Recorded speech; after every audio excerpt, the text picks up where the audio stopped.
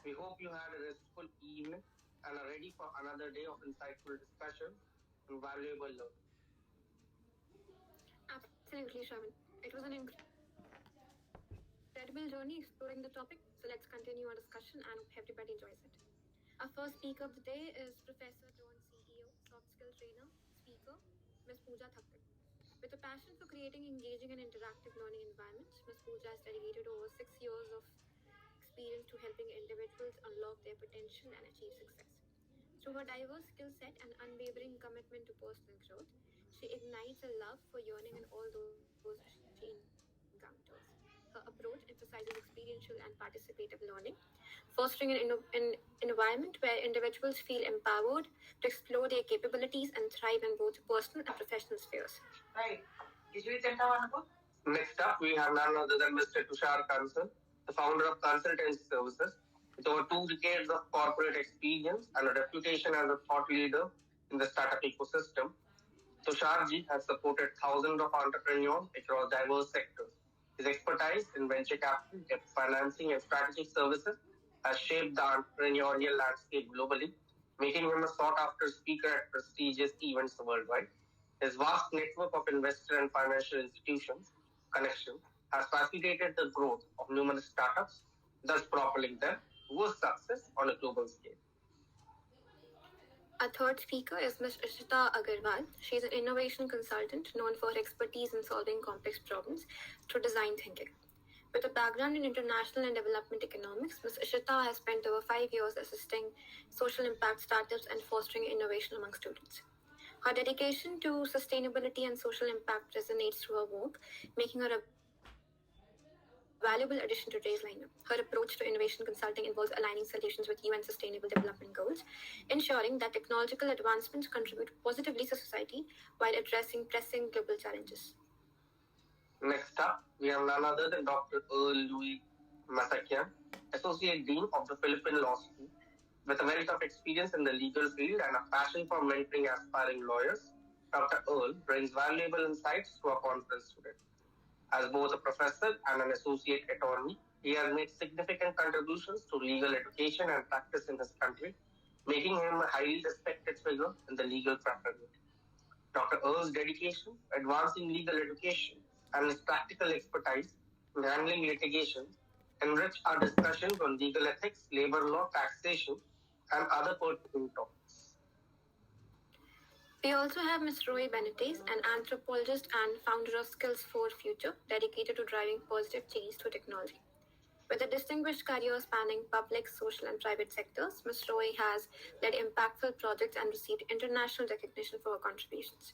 Her commitment to serving humanity and promoting sustainable innovation makes her an inspiring voice in today's discussion. Her expertise in leveraging technology to address societal challenges and her experience in leading projects for governmental and non governmental organizations offer valuable perspectives on how technology can be harnessed for the greater good.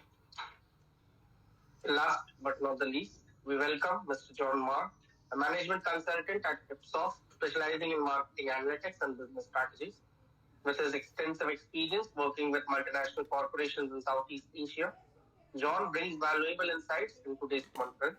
As an educator and mentor, he also shares his expertise with future business leaders, shaping the next generation of professionals in the region.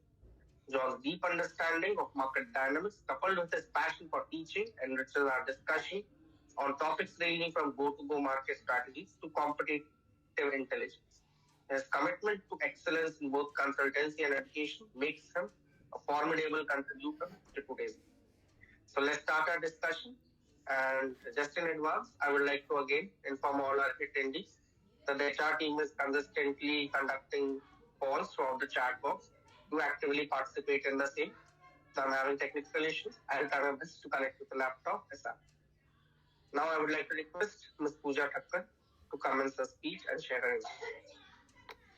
Thank you so much, Shravan. Thank you so much. First, I would like to thank SK Associates and Group for this opportunity. Meanwhile, I'll just share my screen.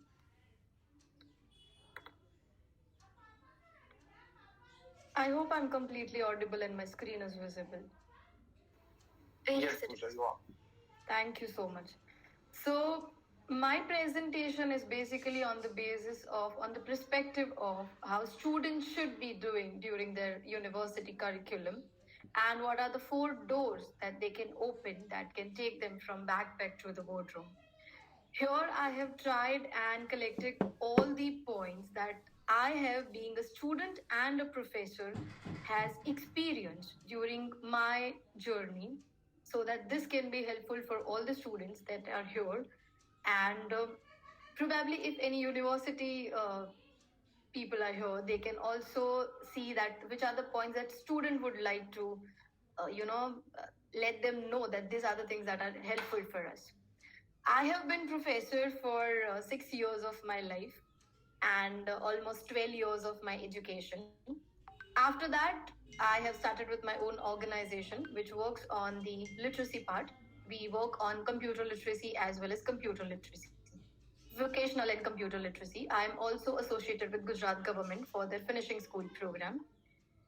Now, the main four doors that I was talking about, they are very important for any student that can take them from backpack to boardroom. The first one I would like to say is project playground. Here we teach very innovative subjects. We have already put lot of innovative subject in our curriculum.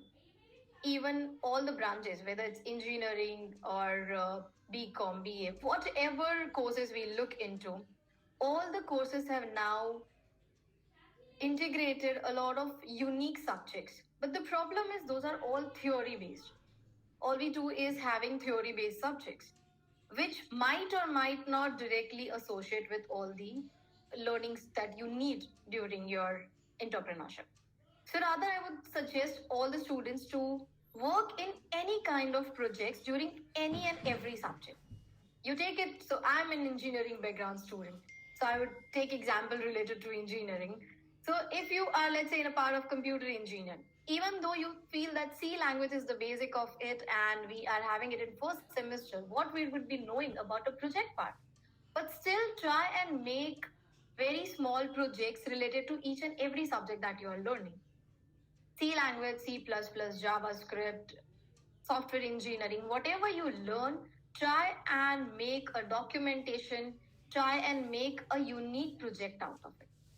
It's not just about that you are going to learn the process, it's also about you are going to learn a little bit about how to find the problem statement. Critical thinking, that's the most, probably if I'm not wrong, all the entrepreneurs sitting here agree with it, that rather than finding a solution, it's very important to know the problem statement very clearly. And if I understand problem statement very clearly, I can find out the solution and it can become my project or service or product. So to identify that problem statement, you need to learn, you need to start somewhere. If I'm going to start after completing my graduation, probably it will take a longer period of time. So why not to start in your college with every subject, making it a ground base for your critical thinking. The second door, according to me, is internship. Now, it's not just about the last semester internship. I'm also talking about take any and every kind of internship, whether it's a 1 month internship at a BPO center, whether it's a 15 days internship at an IT company, or 10 days internship at a cafe. Any and every internship is going to teach you something. I remember that once in my learning part, I have done 3 days of internship at one of the cafe. And while you are at a cafe, you learn the art of convincing the customer. You learn the art of asking correct question. So, those creative things also are supposed to be learned at every step of your life. So do whatever kind of internship that you get. Now, a lot of my students, while I was working as a professor, would ask me, ma'am, but nobody is, allowing us for a short period of internship. No company is ready to take us for 15 days of internship or a 1 month of internship. I would tell them that it's not just about IT companies. You go anywhere that you find people around you. Anywhere where you think that there's a business going on. you will learn the art of it. So take how many your internship that you can, because after every semester, at least in India, we have after every semester is a break of a month or so. So you can take this kind of internship and build up your story. The third door that I think which is important is the co-curricular activities. Now, a lot of parents do not allow students to have co-curricular activities with their studies, and the main statement for them is that the co-curricular activity will destroy your focus from studies. But trust me, for business and entrepreneurship, the co-curricular activity will teach you about team building. The best thing that you can learn from co-curricular activities and clubs, hackathons, the different game playing activities, or different clubs in your college as well. All those are going to teach you about team building. How do you solve conflicts?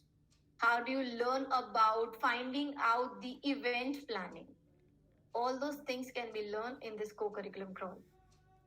Those activities are not just a door for your team building part, but also for communication.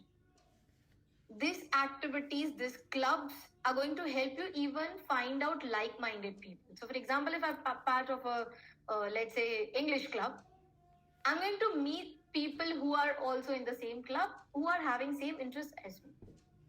We also have a lot of institutes now have entrepreneurship club, where they specifically arrange this kind of seminars and where people learn the art of it. Yeah. I have seen in a lot of my clubs activities, students have found out the business partner as well.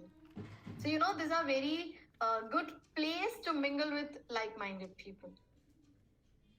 The next door that I would say is not just the last one, but event enthusiasts are something which is going to teach you each and every step process of your entrepreneurship. Whether it's problem, whether it's pitching, whether it's fundraising, whether it's budget management, whether it's leadership, every quality that you require in order to be an entrepreneur is going to be learned through this door. And I have seen a lot of my students starting their journey from this fourth door. So this fourth door is something which will let you know what kind of capabilities that you right now have. It is going to help you do your SWOT. Strength, weakness, opportunity, and threat. It is going to help you do your SWOT very well as well. You will be able to find out that if I'm good at all these three things, I always believe that you're supposed to find a partner that, going to complete you. In order to the skills that you don't have, that partner is going to fulfill that, skills. So if I know that I'm good at these two things and my business requires another two things, I'm sure that I need a partner that has that two things. So this fourth door is something that even if you cannot, if you are in last year and you could not participate in the first three doors, trust me, that fourth one is still available to you. And it is going to help you be the best version of you. After this fourth door, there are some beyond points that connect and collaborate, being participating in this kind of events, this kind of conferences. For example, today, everybody that is part of this conference is going to connect with each and everybody. We are going to learn about each other's points, we are going to learn about perspective of each other. Probably I might connect with one or two people on the basis of that. I know that we are going to help each other in our businesses somewhere. Same way, if you connect, if you collaborate with people in this kind of conferences and try and attend as many conferences, as many events of the college as possible. Don't think that this is just a small get together. What am I going to learn out of it? You are going to meet a lot of people, and entrepreneurship is something where you will need people and you will require a lot of people, right? Together, everybody can achieve more.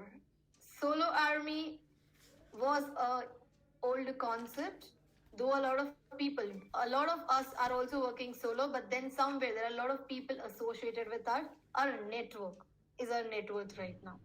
So connecting and collaborating with people, you will require to attend a lot of this kind of events, and these events are only happening through your college.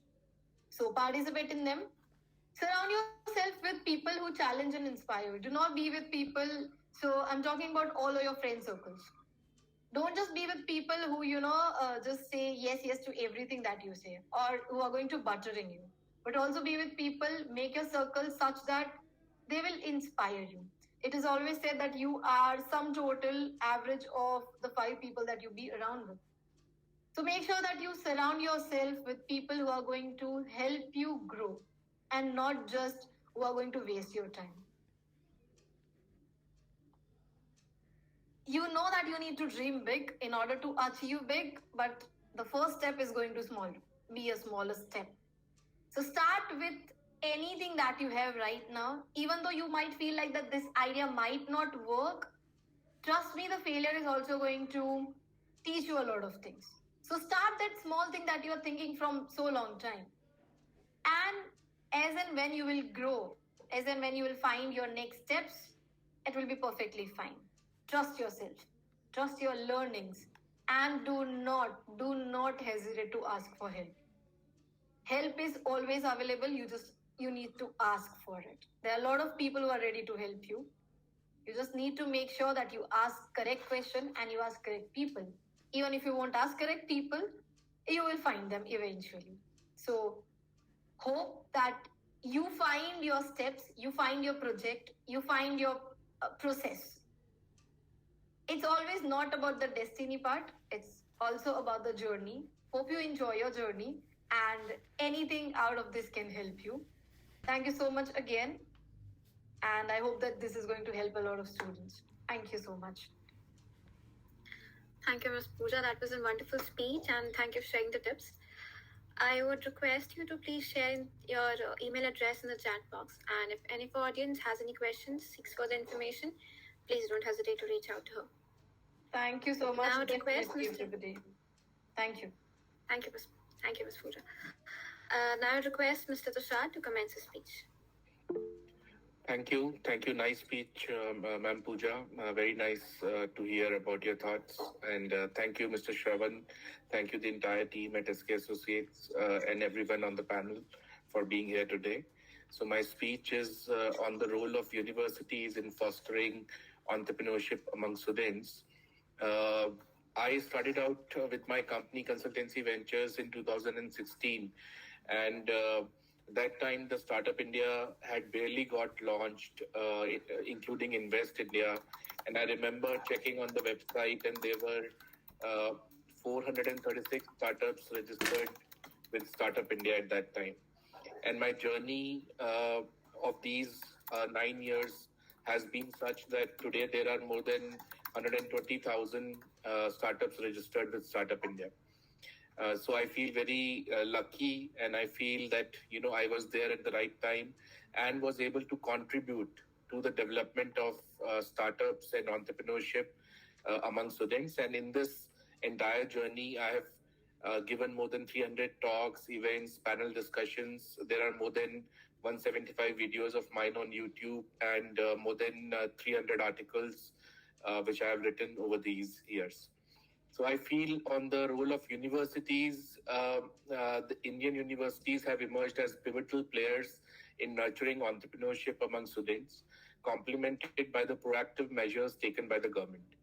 This synergy is reshaping the educational landscape, providing students with not only theoretical knowledge, but also the practical skills necessary to thrive in the world of entrepreneurship.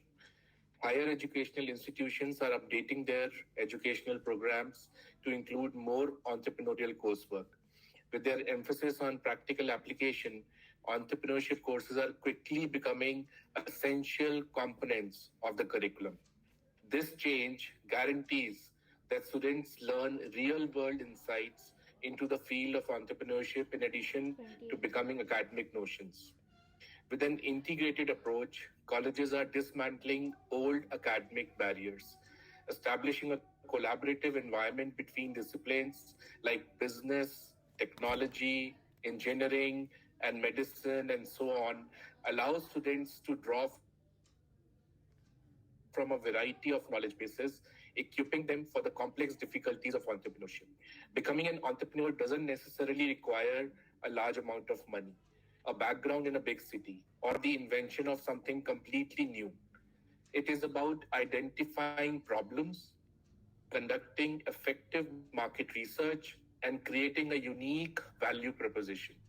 In the face of rapid transformation driven by technological progress, globalization, and the fourth industrial revolution, higher educational institutions play a critical role in fostering a culture of entrepreneurship. Universities must emphasize 21st century skills such as critical thinking, complex problem solving, and innovation. Despite the allure of entrepreneurship, many students encounter hurdles in pursuing their ambitions due to the lack of proper mentorship and guidance. Universities can help students by providing education that requires an entrepreneurial environment. They can impart entrepreneurial skills and knowledge by updating existing programs and developing entrepreneurship courses. In this regard, the launch of an entrepreneurship university in Delhi was a uh, very motivating factor, which I saw as the next step in the field of entrepreneurship. These universities can even provide industry in-house internship to students with local companies, which will further enhance the entrepreneurial ecosystem. Universities can promote potential ideas by facilitating collaborations among students not only from the area of business, innovation, and entrepreneurship, but also from other areas like engineering, sciences, and medicine for sharing and growing their knowledge so that they can choose their venture accordingly. For instance, Harvard Innovation Lab provides a collaborative environment for students to turn their ideas into reality, fostering hands-on learning. Some of the Indian universities have dedicated entrepreneur hubs where students are provided with space to incubate ideas, collaborate with stakeholders, and share experiences. The need is not only to make them more effective, vibrant, and productive, but also to showcase their performance to other universities so that each university can get motivation and have such dedicated entrepreneur hubs which can contribute to the success story of India. To give an example, there is a company which came to me from Indian Institute of Technology, Delhi. It was incubated in IIT Delhi. It was called Tadpole, and they convert any combustion engine vehicle to electric vehicle. And this student belonged to Kashmir, and he had come from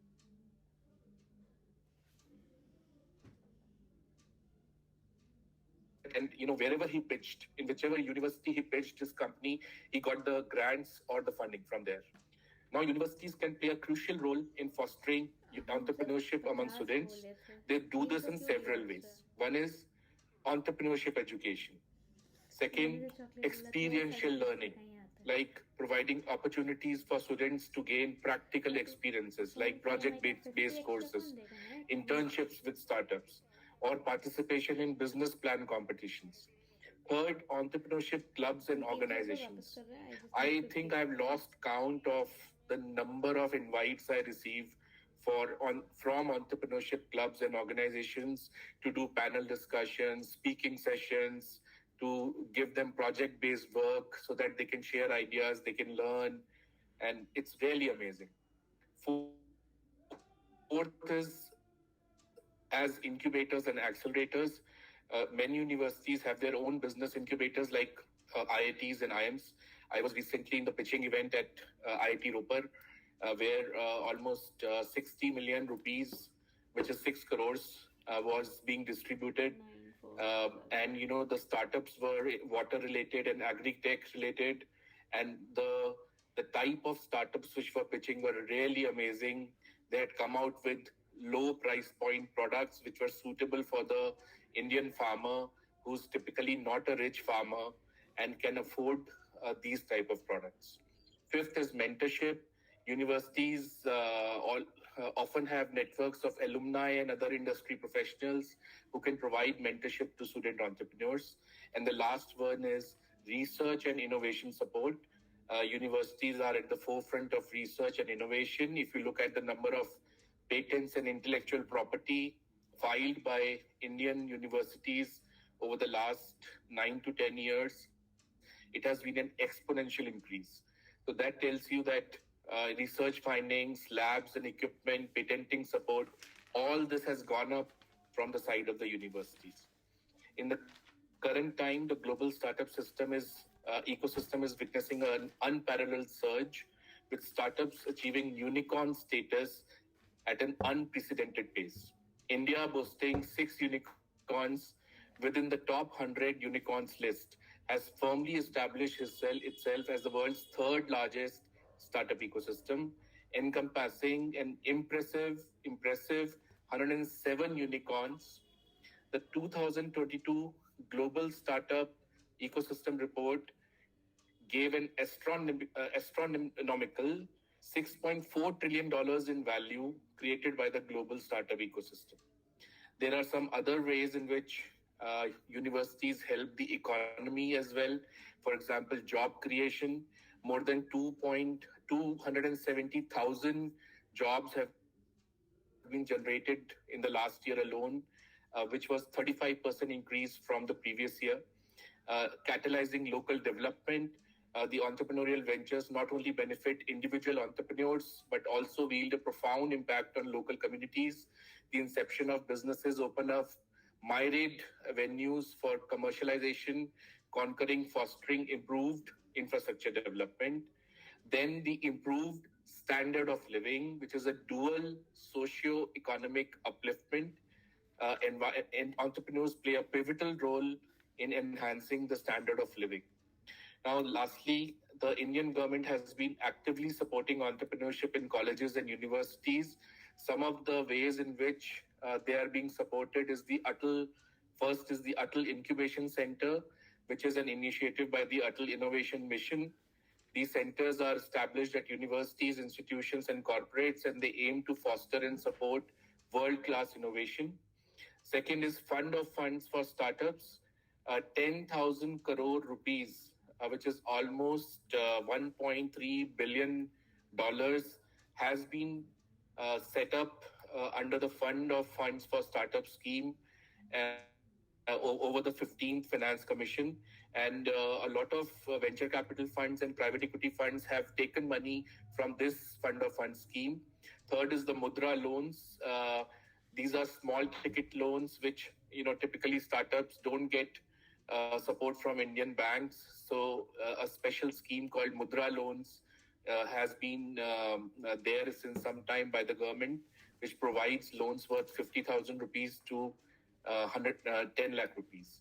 Lastly, the Startup India Seed Fund scheme, which provides financial assistance to startups for proof of concept, prototype development, product trials, market entry, and commercialization. Now, how can students get involved in entrepreneurship with these universities, the way all this action is happening? You can join an entrepreneurship club on the campus. You can get exposed to different aspects of entrepreneurship, such as ideation, validation, prototyping, pitching, funding, etc. You can take entrepreneurship courses or electives so as to acquire the theoretical and the practical knowledge of entrepreneurship. And for example, the Entrepreneurship Development Institute of India offers a 2-year postgraduate diploma in management business entrepreneurship that prepares students for entrepreneurial and managerial careers. You can also participate in project-based learning or competitions. For example, the Smart India Hackathon, which is a nationwide initiative that invites students to solve problems faced by various ministries, departments, industries, NGOs using digital technology. What are some of the success stories of leading educational institutions? The IIT Bombay is renowned for a strong focus on innovation and entrepreneurship. The IITB Incubation Center plays a critical role and has incubated over 500 startups since the time of its inception. The Indian Institute of Information Technology, Hyderabad, is another player. And BITS Pilani, it offered leave for entrepreneurship You can, after completing 1 year, you can take a leave after 1 year, rejoin the program after doing entrepreneurship for some time. These are all innovations which these universities have tried over the years. In conclusion, the universities are inspiring the entrepreneurship generation. They serve as transformative hubs, developing potential entrepreneurs into innovators and leaders. They lay the groundwork for a generation that thrives individually while moving economic and societal growth forward by providing education, resources, and collaboration opportunities. As India's journey towards sustained economic growth and innovation continues, universities will play an increasingly pivotal role in shaping the entrepreneurial leaders of tomorrow. Thank you so much. That was a great speech, Tusharji. It Thank you. actually inspired me from within too. That was extremely well. I would like to request you to share your insight in the chat box for any queries that attendees might have. Sure. And for the moving ahead, I would like to invite and request Ishitaji to commence her speech and share her insights. Hi, everyone. Thank you, Tushar. That was a really inspiring speech. Thank you. And I learned a lot of new things as well. Thank you. So today for my speech, I want to make it a little bit more interactive, and I encourage participants to drop keywords or insights that they might have throughout the workshop. And I'm just going to share my screen.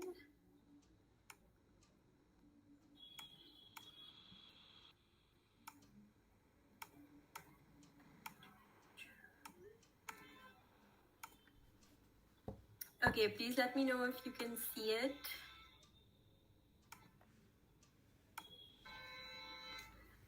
All right, so today I'm going to talk about 3 steps to bring innovation into entrepreneurship. And essentially, I'll be going over design thinking and how we can use this framework into our entrepreneurial creativity and process. A little bit about me. I work in communications and marketing strategy. I've made multiple digital products, including websites and other designs. I have conducted workshops with universities such as Ashoka, OP Jindal, and other international organizations. I specialize in social impact events and projects, and my background is in international developmental economics from the University of California in Los Angeles. So to start with, the first thing that I would recommend all entrepreneurs to think about is setting a goal. The goal should answer this specific question: what do I want? And the action is what can I do? And priorities are what do I choose within what I can do, right? So something that a lot of entrepreneurs struggle with, myself included, was time management. Because we only have so many hours in a day, and there's usually a lot of things that we want to accomplish within that limited time. So creating a list of priorities is very important, and that includes personal time. That includes what you like to do for hobbies, right? So that you can refuel and then get back to whatever goal you set. And I also recommend entrepreneurs to think about more deeply within their goals, their why, their how, and their what. So your why becomes your purpose, right? This is the deepest quality that you want to embody and showcase to the world. Your how is your value. This is perhaps things like integrity, right? Or things like inclusivity, making things accessible to multiple people. Such values inspire and bring momentum to your work. And then your what is your behavior. How do I show up every day, right? How do I start my mornings? What energy do I bring when I go into my entrepreneurial workspace? So thinking about these aspects is very important to actually start working towards your goals. Okay, so now we're going to talk about what design thinking is. And this is the second step in the 3 steps here. So within design thinking, you have the first stage, which is empathizing, right? So the interesting part about design thinking is that it puts the solution at the end. the initial stages are just about understanding who you're solving a problem for and understanding what exactly it is the problem is, right? Getting super specific about it, getting really in depth about these details. So the first stage is to get an empathic understanding of the problems that need to be solved. And this actually goes deep into what a user wants, what a user needs, and what their problems really are. So when we talk about empathy, we think about it from the perspective of putting ourselves in the shoes of someone else, right? So this is a super important part, because once you actually understand the who of your problem, you can come up with solutions which will actually help them rather than what you as an entrepreneur might think the world needs, right? These are usually two very different things.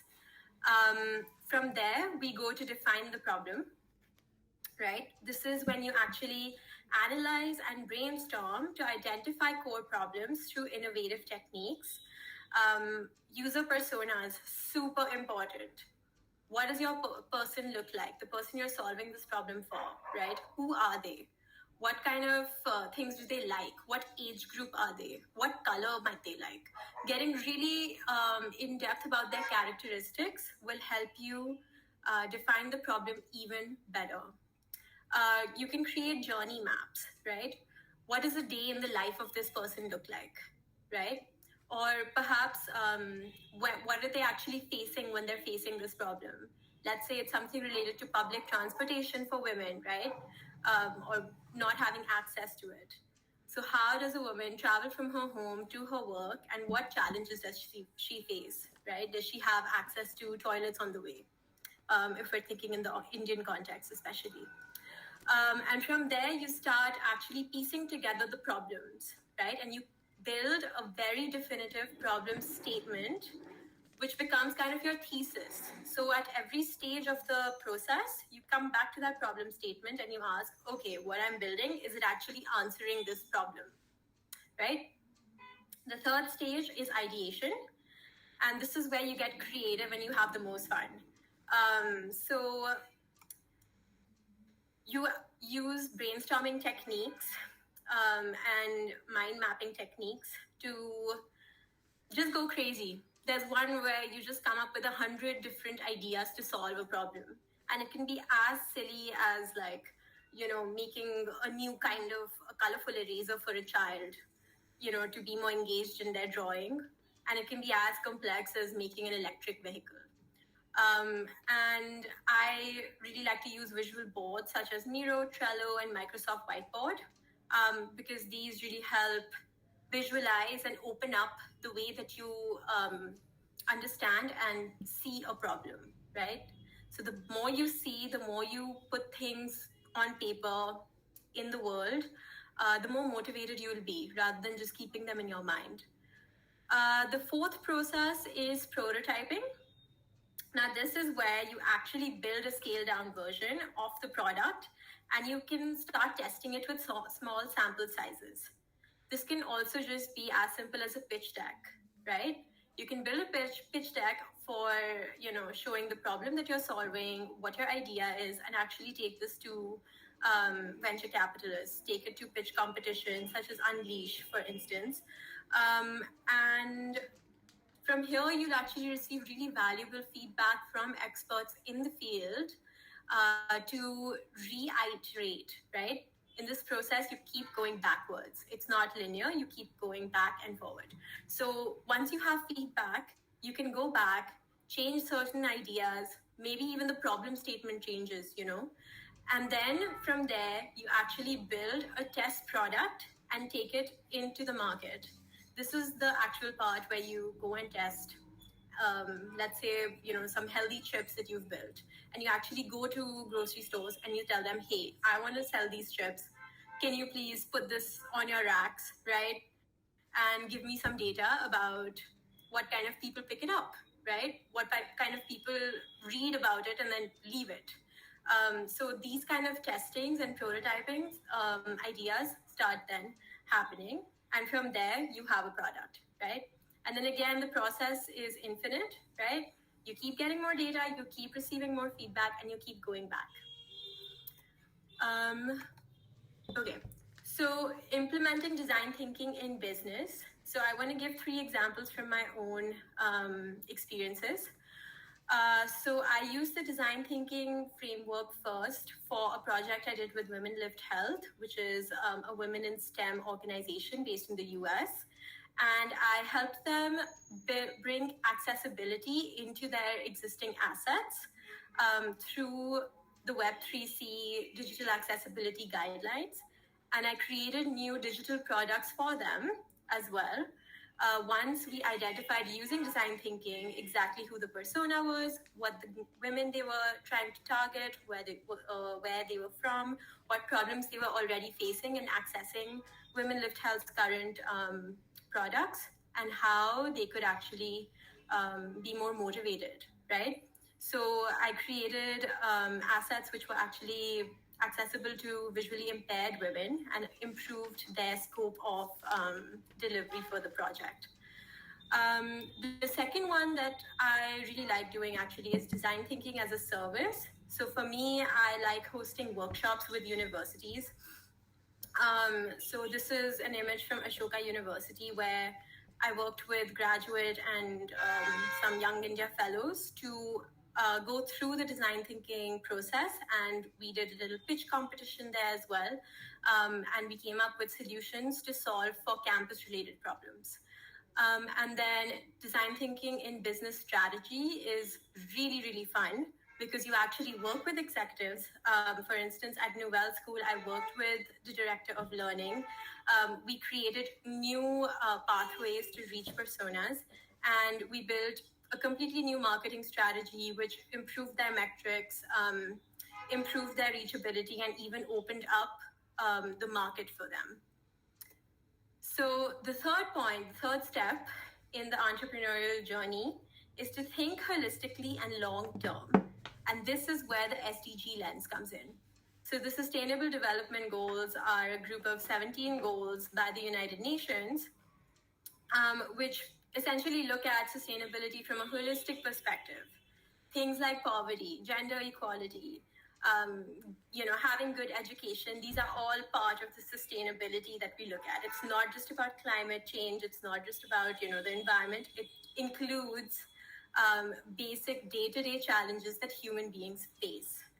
So there are many ways that you can integrate these sustainable development goals into your business strategy as an entrepreneur, and hence make your pitch future-proof, right? And something that's good for the planet, which is super important, especially given, how much trauma we're all going through.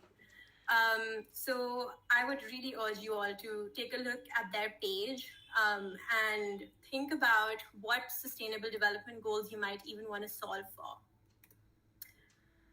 And lastly, I want to show this interesting solutions exhibition, which the snowball effect does.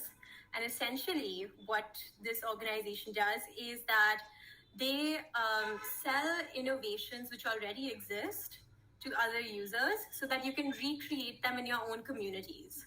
So they have a bunch of solutions which already have been tested. They work really well across global audiences. And they're all social impact related, right? They're all looking at the SDGs and working to solve for some global problem or the other.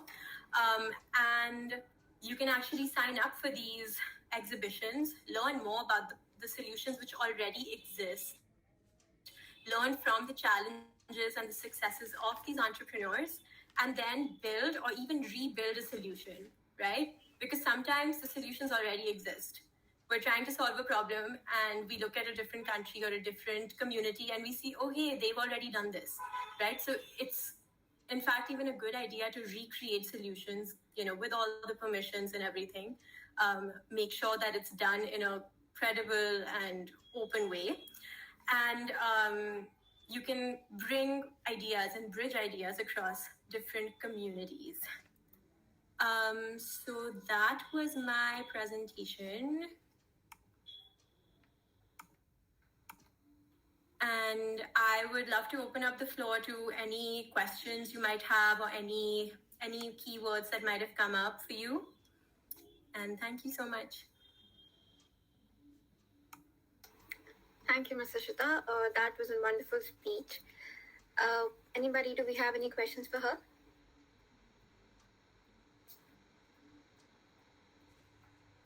Okay. Anybody, you can raise your hands or write in the chat box.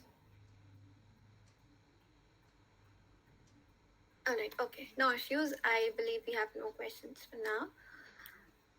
All right, I would request you to please share your email address in the chat box. And if anybody has any questions, seeks further information in future, please do not hesitate to reach out to her. Next, I would request Dr. Earl to commence his speech. Well, good evening, everyone. So I'm Dr. Earl Masakayan, Associate Dean of the Philippine Law School. So I'm honored to stand before you today as an attorney and a doctor in business administration. Today, I want to shed light on the crucial role that universities play in fostering entrepreneurship among students. So first, we have to define entrepreneurship. So entrepreneurship is not just about businesses. It's a mindset, a force that propels innovation and economic growth. In our rapidly changing world, entrepreneurial spirit is more important than ever. So also we need to discuss the changing landscape. So the business landscape has transformed significantly with startups driving disruptions across industries. So what are examples of these disruptions? Uber, Airbnb, YouTube. So they are disruptions. So Uber is a disruption to the traditional taxi system, and Airbnb is a disruption to traditional hotel system.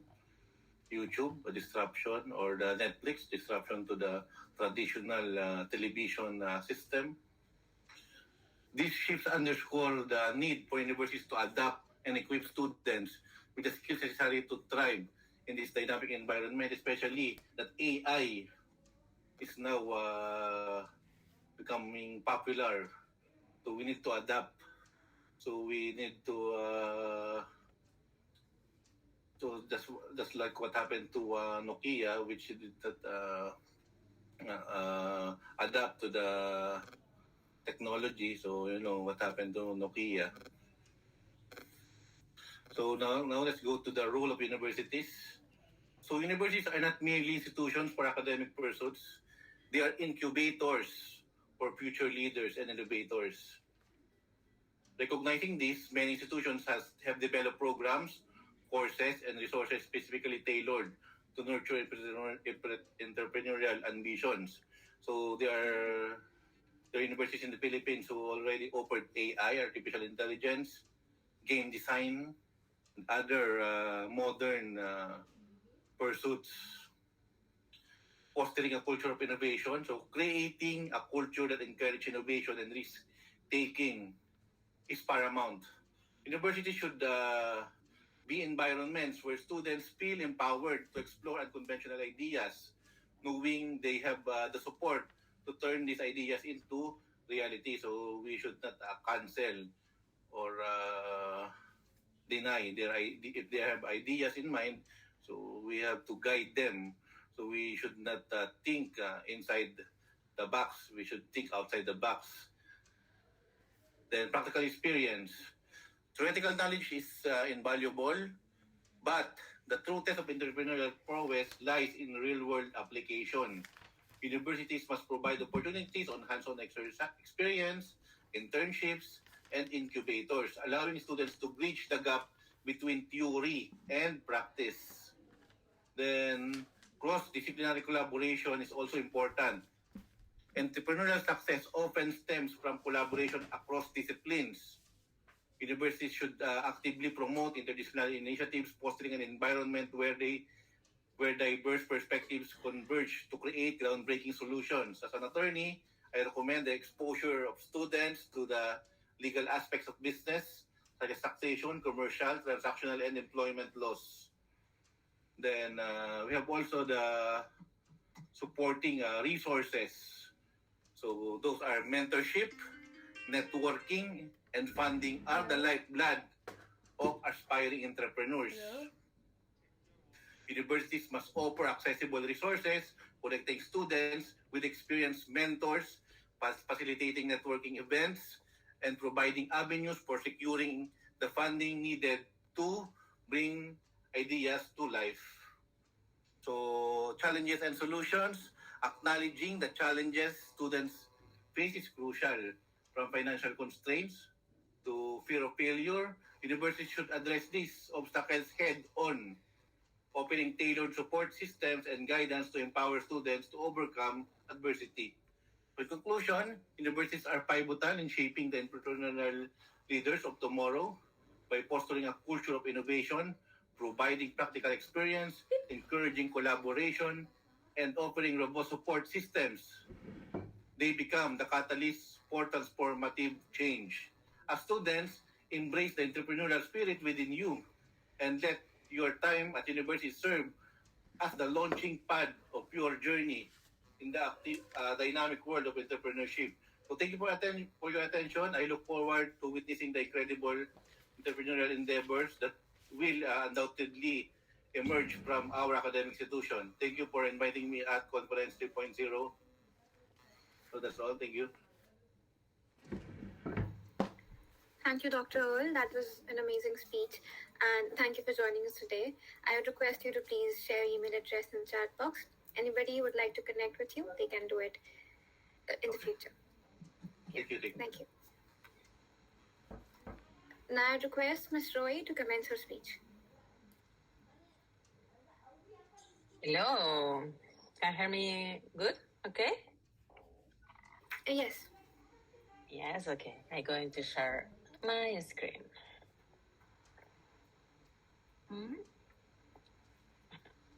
Perfect. So the idea of this conversation is try to understand what can do the universities, but also what can do the students for try to develop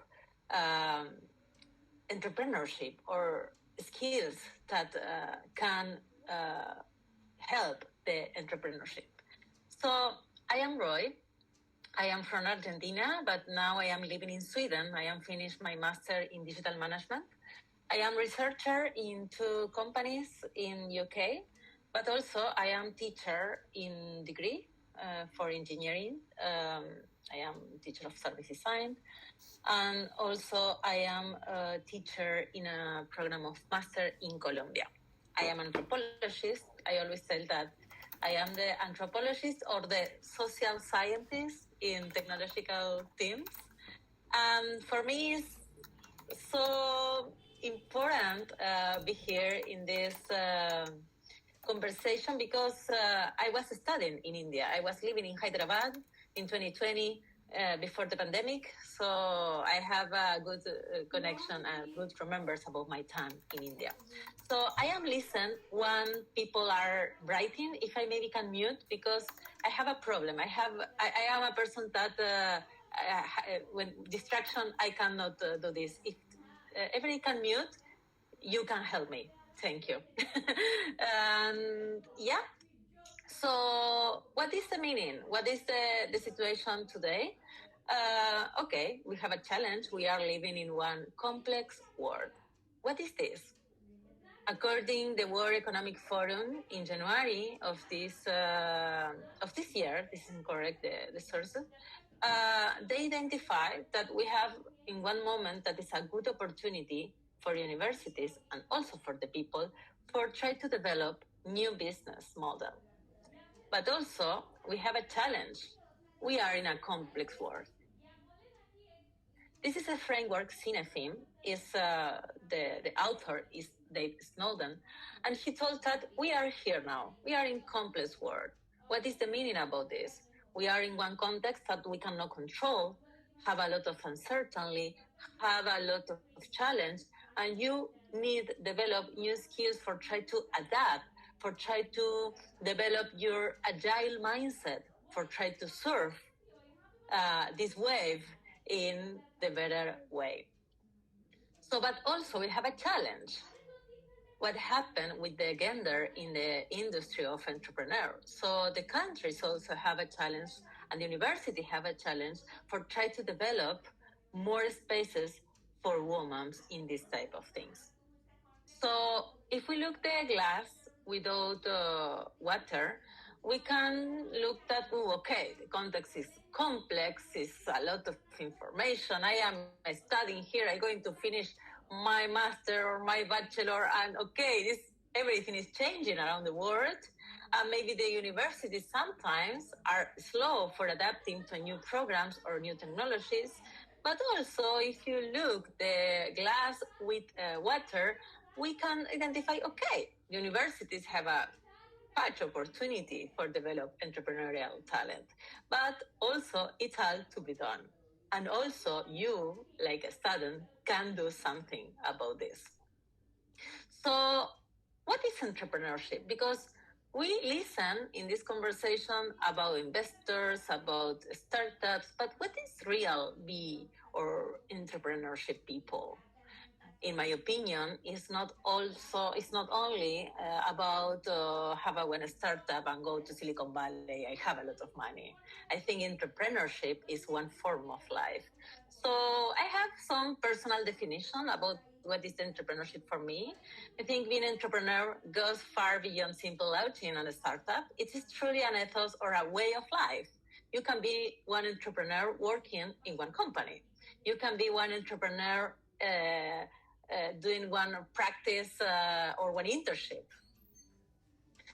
I think also it involves looking at the world, at saying opportunities where others see obstacles. So it's so good to discuss today also about design thinking, because design thinking is the way for try to how we can resolve the problems. It's not only about ideas, because ideas are a lot of, but the meaning, according to the X talk, is about what is the problem that we are resolving using this idea? And this is a super powerful question. Also, it's trying to see failure as a learning opportunity. And this is so hard because the humans don't like have a mistake. Always we are sharing in social media, in the life, what are our achievements. But it's so difficult to speak about the failures. But the failures are the opportunities, or try to learn more about this and be resilient about this, of course. And in my opinion, being entrepreneur is be proactive, is one attitude, it's about perseverance, it's about try to make something different. Yeah, very nice. Nice words, but what we can do about this? According the World Economic Forum, if you look the first 10 skills according to the future of work are interesting, because we are living in one context, complex context. The machine learning, the intelligent machine are advancing. But what happened about the skills? If you look the first skills are soft skills, are skills that cannot be replaced for a machine. Analytical thinking, creative thinking, resilience, motivation, curiosity. So this is interesting because you can use the technology for try to improve the time, for try to cap new ideas, but also you need to put in the table your human skills. And this is so interesting. So in my opinion, is how we can look the future of work, in this case, how we can develop entrepreneurial skills with other camera, with other point of view. So I have one thesis. I was working 1 year ago in one algorithm in Chile, in South America. And the thesis of the algorithm is that the future of work, your currency, is your transfer skill set. It's not about your role. It's not about your degree. It's about what are the skills that you are putting in your bag according to your experience. So in the past of work, for example, my grandmother, your career is your work. you are working, for example, you are law or you are a doctor during your life and you never change. After that, in 2018, a lot of crises around the world, recession, your career is one succession of different works. So you are the same doctor, you are the same law, but doing the same in different companies. But what happened in the future of work? Okay, this author is Josh Bersin tells that the future of work is pixelated. What is this? The career is one experience with different things, like a works, like a project, like a tax, in different type of company. And this is interesting because universities need to be prepared for this, but also the companies need to be attracted for the younger people that are coming to the works. So I think it's so interesting because it's not only about how we can be entrepreneur inside the companies, it's how the future of work is changing. So we are in one moment so special now. So if occupation disappear, according to this thesis, what do we do? Okay, this is the thesis. When you look the role, when you look the title about the occupation, you are looking a little portion about the skills and the gift that the people had for put in one project. But if you look in the other way, if you look this with the other point of view, you can identify that in this case, these people have a lot of skills. Look one thing. In LinkedIn, 3 years ago, you can associate skills of your professional career. So this is one signal of the future. If in LinkedIn you can put, okay, I am law, but LinkedIn asks you, okay, what are your 5 skills in the work?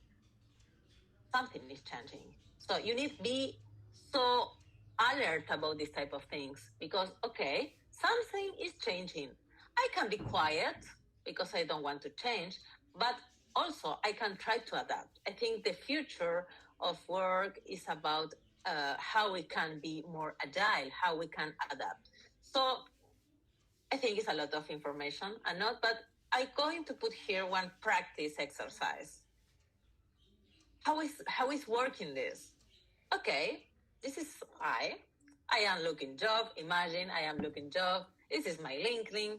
If you look my CV like a competence approach, you can identify, okay, she can be director or manager because I was director of public innovation in presidency of my country. She know a lot about public policy. She know a lot of education.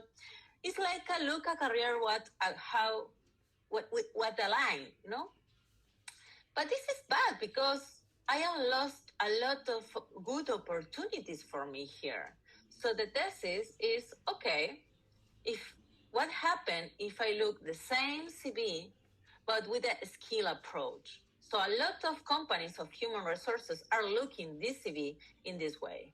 So if we need to develop entrepreneurial attitude, we need to put in the bag new skills. What skills? Okay, we have skills according to the World Economic Forum, but also what are the skills that I can put in this company?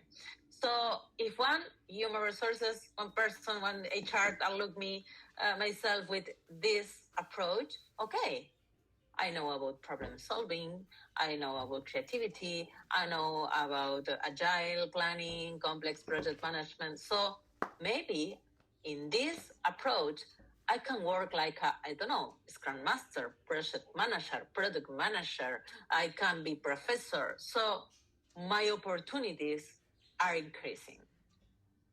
So, okay, what you can do about this? Universities can be the container, the space, the safe space for try to promote entrepreneurship, of course. Try to put more skills in the bag of the students, but you cannot just sit back and wait for this happen. You need to move. So I think the universities can develop different things. This is examples. I create one academic of, it's not one university, it's Digital Academy of Government in Argentina. We had in 2019 60,000 students, and we create different artifacts for try to develop entrepreneurial things in the public servant. How we can develop these skills in public servant for try to be more efficient in the solution for the community. So we create a lot of things. It's not about how money you need for this. I think if you have the intention, if you have a little team, you can develop this type of thing. So yeah, this is examples working in real project with the community. But okay, you are one student, maybe listen to this conference. So what you can do?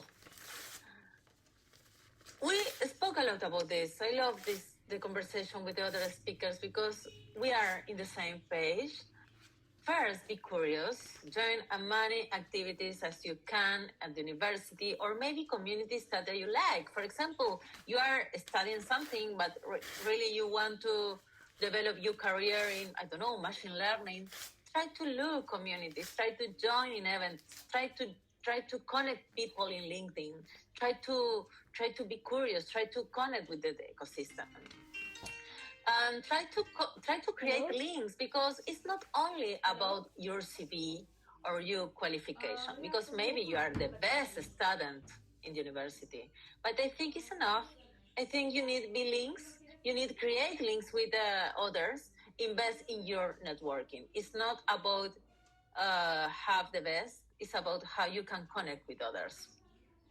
Be protagonists. Knock the doors 1 time, 2 times, 3 times. Sometimes the people told me, "Oh, Roy, you are living in Sweden. Your life is magic."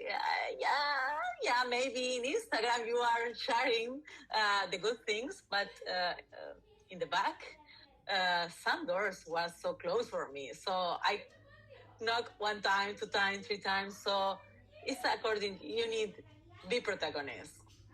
So make the most of the university space to solve real problems. Try to put in the table real problems in your practice, in your exercise.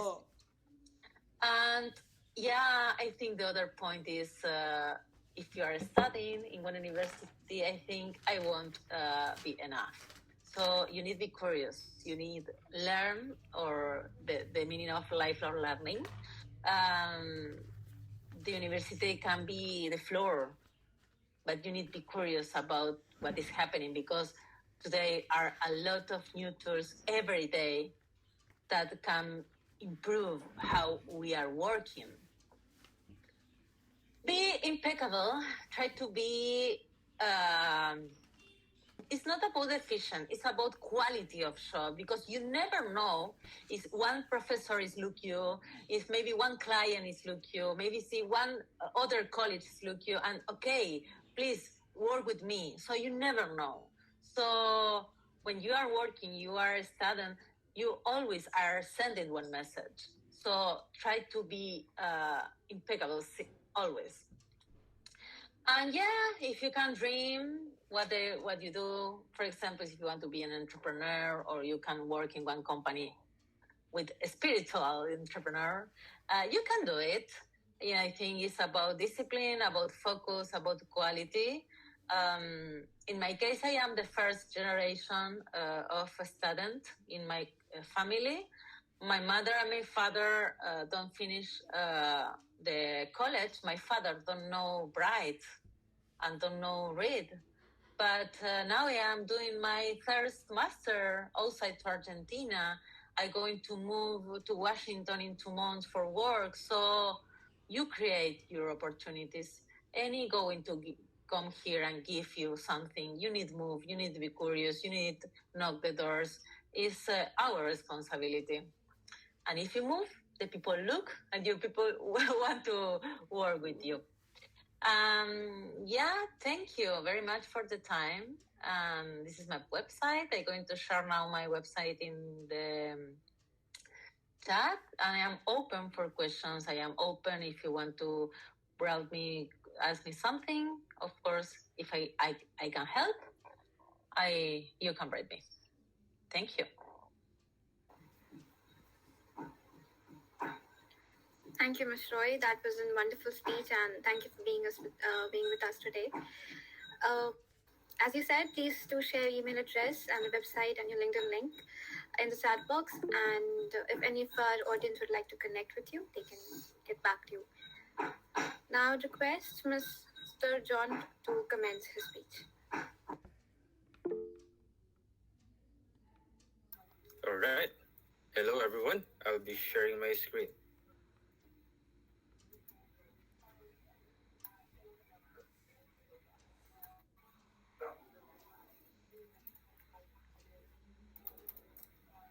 All right. Just call out my attention if there are technical issues with my slides, but I assume it's now showing up. All right. So now that we have finished all of the discussions about the role of universities in fostering entrepreneurship among students, to wrap up everything, let's discuss the significant shifts in business today. And when we say shifts, what are the trends, or if I may say, what are the issues surrounding the businesses today? And I'm delighted to be here tonight, today, wherever you are, to share insights on the significant shifts in business that are shaping today's business landscape. But before that, my name is GM Agudo, and I am a management consultant at Ipsos Strategy TI, where I've had the privilege of working with global brands and companies, including my current engagement with some of the companies or some of the logos you see here on the slide. Some of them were my clients, and some of them were my employers. Now, we'll delve into the dynamic landscape of trends and issues, focusing on 4 key areas. First, we'll discuss the expanding ecosystem. The second one will be the progressing purpose. Third is driving technology. And lastly, where do we go from here? Okay, let's start with the first one. Now let's discuss about this one.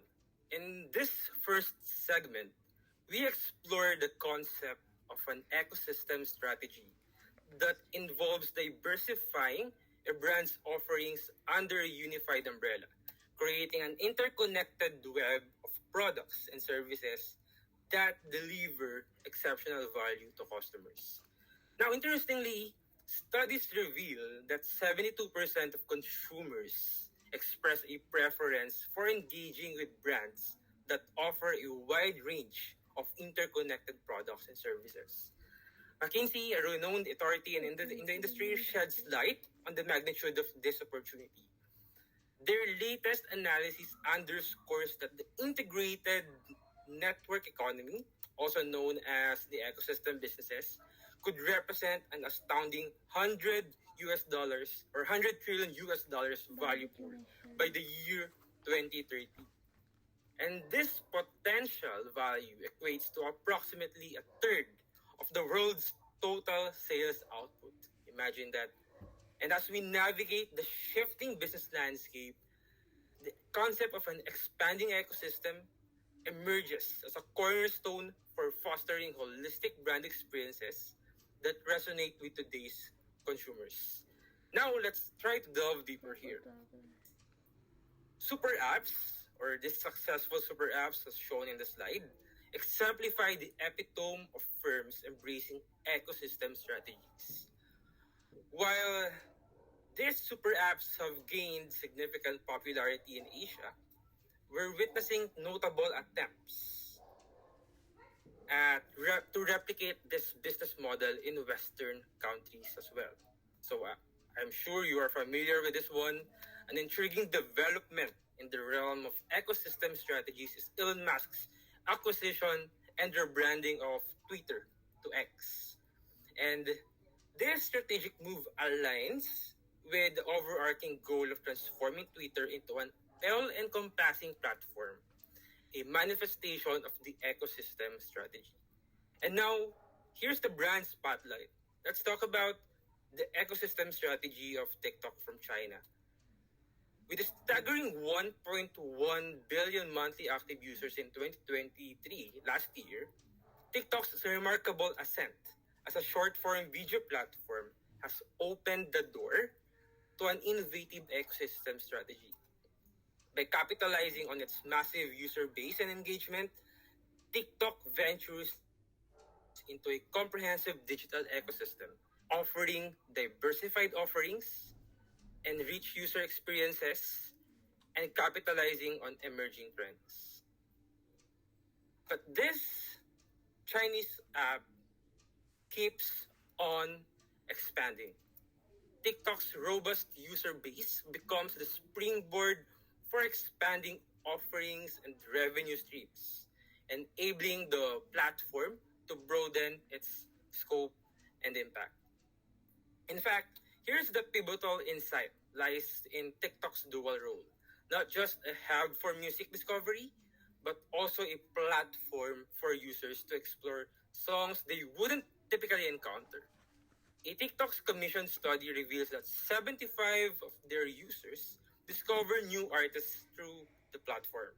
And additionally, 63% of TikTok users heard or are introduced to previously unfamiliar music via TikTok.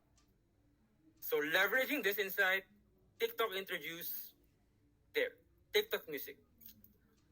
Although currently limited to some countries like Brazil and Indonesia, two of the biggest markets for TikTok.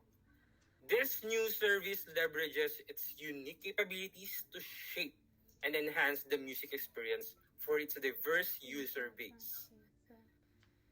So overall, that's how firms with ecosystem business models continue to expand today. And for the next significant shift, let's talk about the progressing purpose.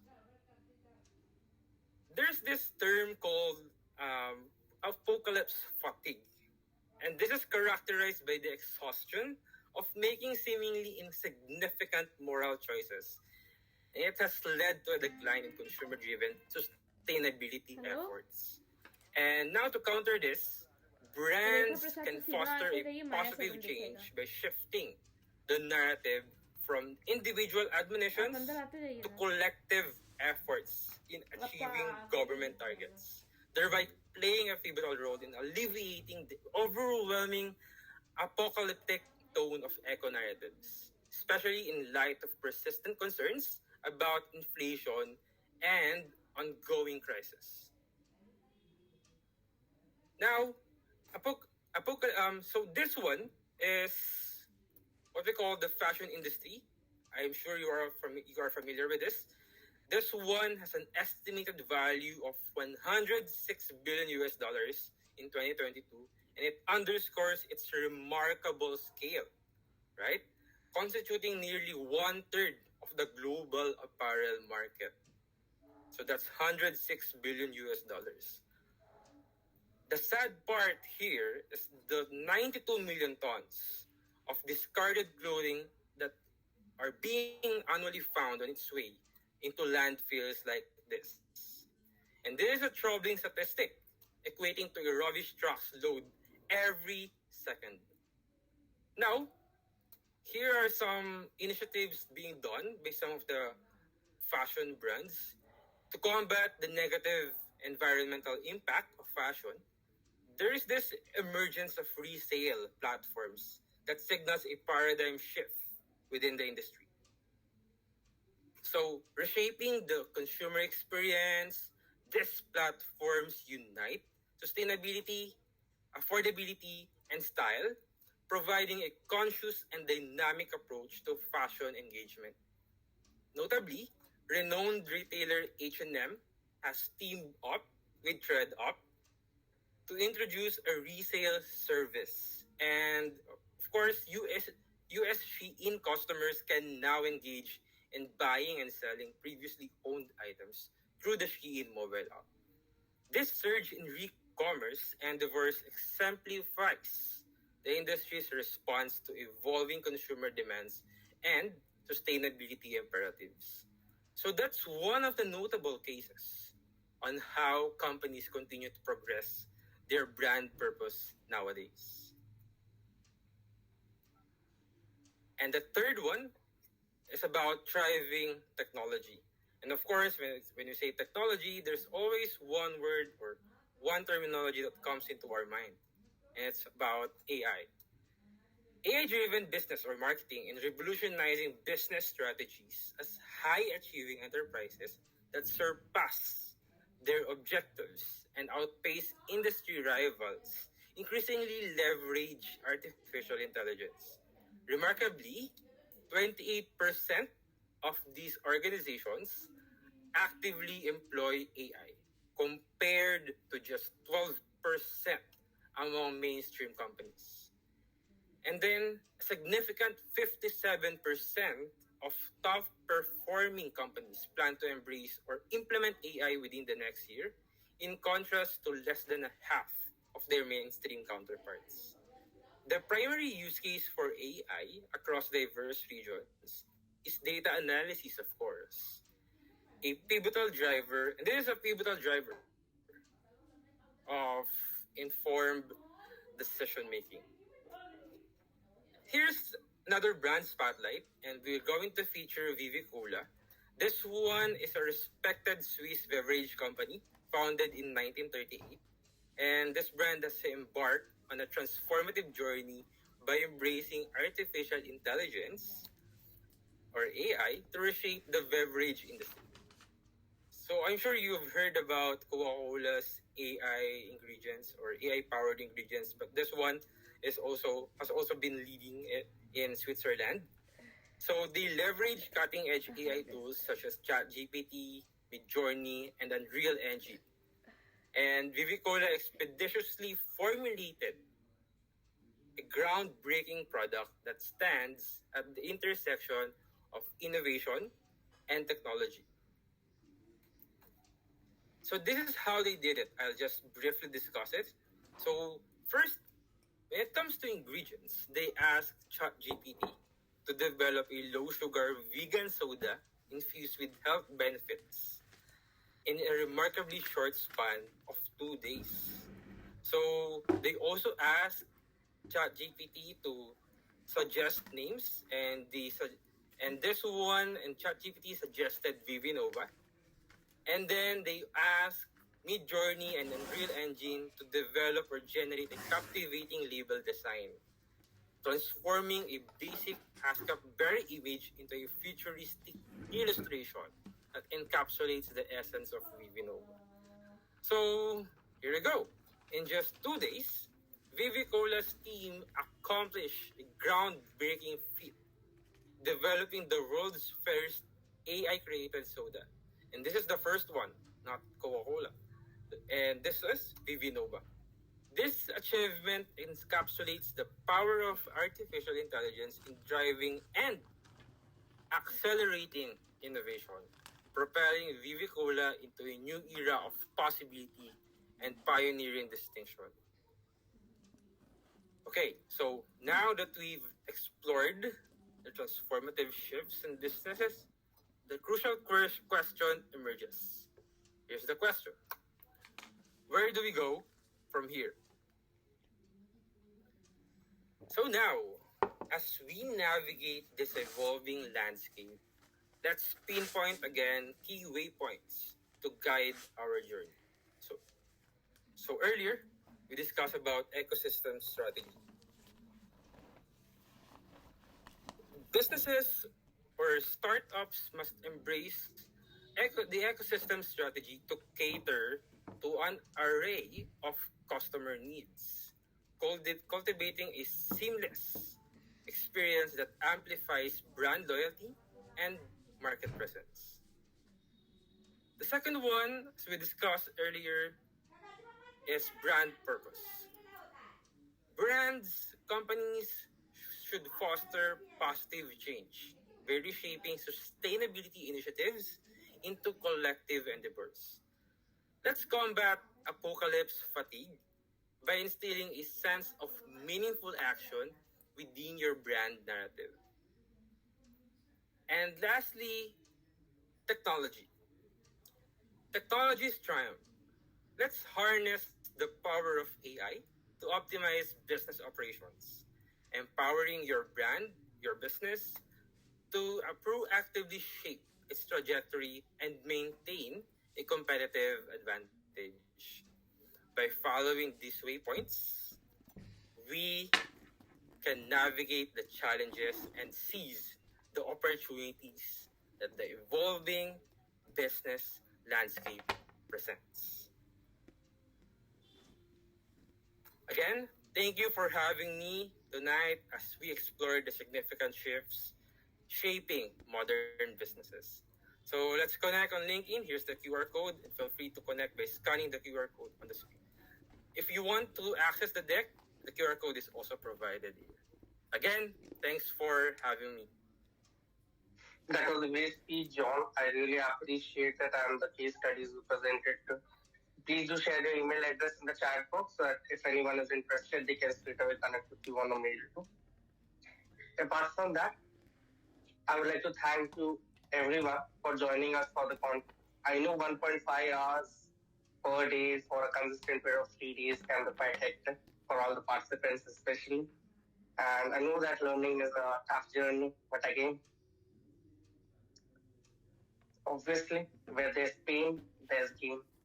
Right. Thank you everyone for joining us and contributing your valuable time as a speaker, as an attendee, as a participant, as an organizing team member. And I hope, and we all strongly hope, that everybody actually gains some knowledge from this conference. Now, looking ahead, we're excited to announce that our next conference, 3.1, will be held from March 15 to 17 on the topic of the role of governments in fostering entrepreneurship among students. We hope to see you all there and engage in insightful discussion. Thank you again, everyone, and we'll look forward to reconnecting with you next month in an upcoming conference. To subscribe to our YouTube channel positively for getting the recordings of this conference and to access the recordings of our previous conferences and to get updates on our upcoming events too. And obviously, do follow us on social media handles. We are present across LinkedIn, Instagram, and Facebook. Readily available, update you with latest trends into the field of entrepreneurship, startup ecosystem, and obviously, not to mention, consulting. And obviously, I would like to request the HR team to kindly share the certificate registration link in the chat box for all our attendees, along with the feedback form. Thank you. The HR team will also be circulating the certificate form link in the conference groups post completion of the conference. So if any of you have got any queries, any feedback, any reviews you want to give, there will be a Google review link attached to it. You can simply go there, drop a comment on your feedback throughout this conference and any suggestions or recommendations you have for us so that we may improve the quality of our upcoming conferences. We look forward to your feedback and we wish you all a great day ahead. Keep dreaming, keep inspiring, and keep starting. Have a great day.